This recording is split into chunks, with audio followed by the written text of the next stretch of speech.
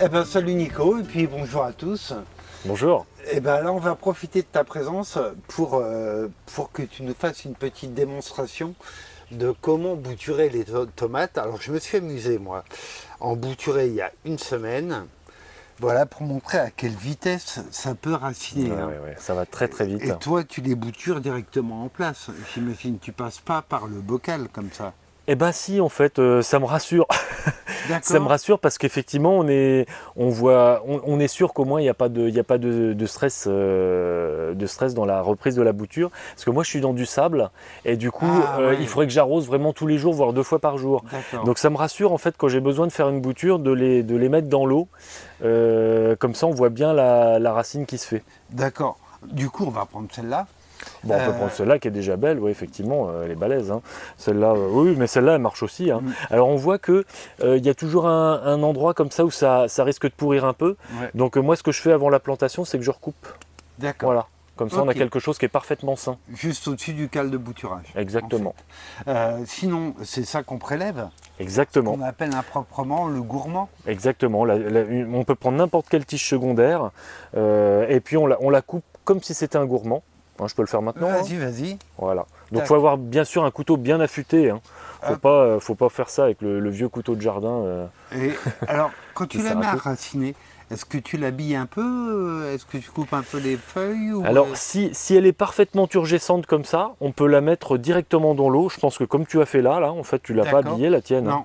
On peut la mettre directement dans l'eau comme ça. Ok. Ça m'est déjà arrivé un jour de bouturer un plant. Alors, pas sur des grands plants comme ça, mais j'avais des petits plants fraîchement plantés qui dépérissaient. En fait, ils avaient été attaqués au niveau du collet et le plant commençait à faner. Donc si notre bouture est un petit peu déshydratée parce que notre plant de base est déjà un petit peu en mauvaise posture, on veut le sauver, dans ces cas-là on va habiller, c'est-à-dire qu'on va enlever des parties de feuilles, on va Tiens, enlever tu des peux nous folioles. montrer si tu devais habiller celle-là, tu ferais Si je comment? devais habiller celle-là, je ferais ça. Je D'accord. coupe en fait je coupe les plus gros folioles. Ok. Oui, on rappelle que ça, c'est une feuille. Voilà. Hein. Ça, alors si on veut remontrer sur une entière, voilà. Tout ça, en fait, de là jusqu'ici, c'est une feuille qui est Voilà. composée d'un pédoncule avec des folioles. D'accord. Voilà. Ok. Et donc là, quand on va habiller notre bouture, on peut enlever, donc là on a gardé 4 petits folioles, j'ai enlevé les plus gros, et puis là, pareil, si on veut, on peut encore faire ça. D'accord. Bon, ben, je vais mettre à tremper tout de suite. Eh hein, ben du voilà, coup. oui, oui, oui. On va aller planter celle qui a passé une semaine dans l'eau. Bah oui, oui, Du oui, là, coup- on peut tout à fait planter quand c'est à ce stade-là, il y a déjà des petites racines bien développées, Tu veux pas la plus grande? mais si tu veux, si ça te fait plaisir. De Bah toute façon, non, elle est bonne à planter aussi, hein. Bon, alors, on va partir sur celle-là. Alors. Ça marche. Alors, du coup, on va l'installer ici, notre bouture. Ouais. Alors, je rappelle quand même, tu le faisais remarquer, que tout ça, ça a été fait sans hormones de bouturage. Hein. Voilà, il n'y a vraiment pas d'hormones. L'avantage de la tomate, c'est que ça prend vraiment de peur, on va dire. Ouais, Hein. C'est ouais. tout simple. Et alors, bien sûr, tout l'intérêt, c'est de le faire le plus tôt possible en début de saison. On va le faire, si possible, fin mai, début juin, justement pour que ces nouvelles boutures qui arrivent fassent en fait une espèce de contre-culture qui va nous donner des fruits jusqu'en fin de saison, mais plutôt à partir du mois de fin août, début septembre. Ok. Ça prend le relais, en fait.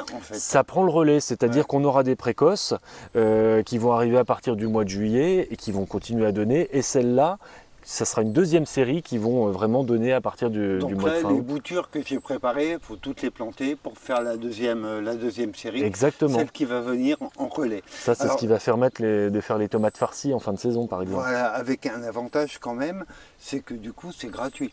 C'est complètement gratuit parce que et c'est- hyper facile à faire, quoi. Voilà. Et surtout, on peut le faire avec les enfants, c'est génial, quoi.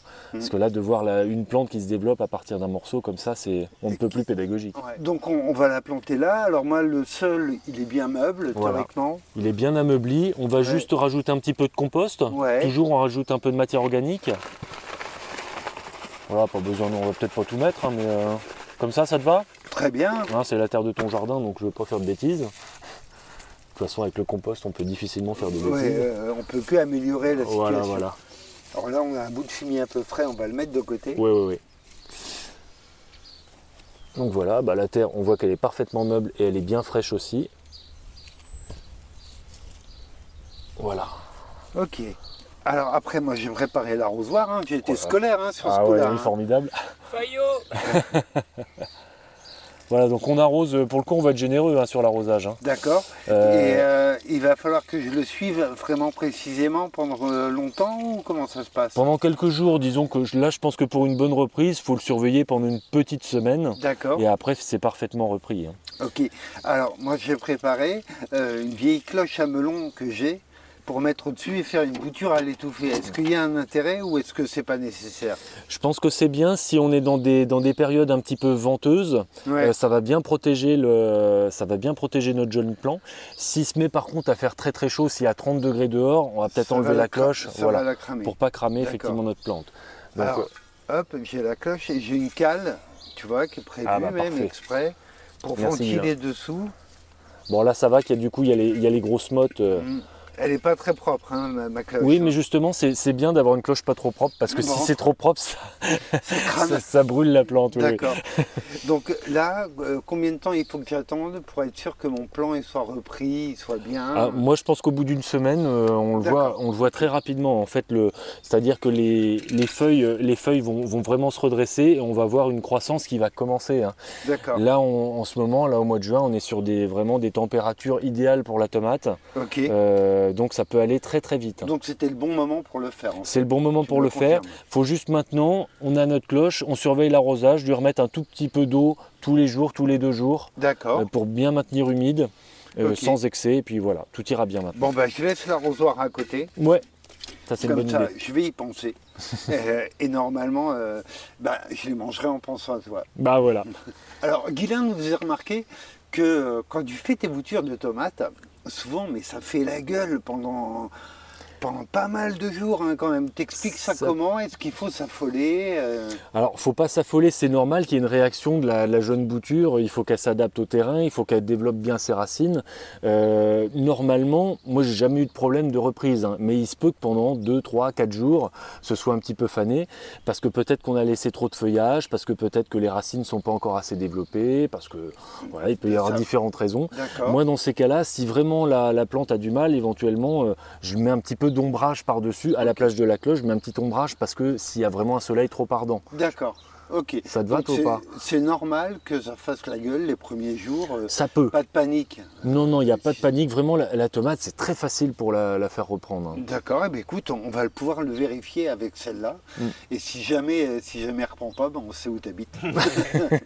Ça marche, je prends le risque. À bientôt, Nico. À bientôt. Merci.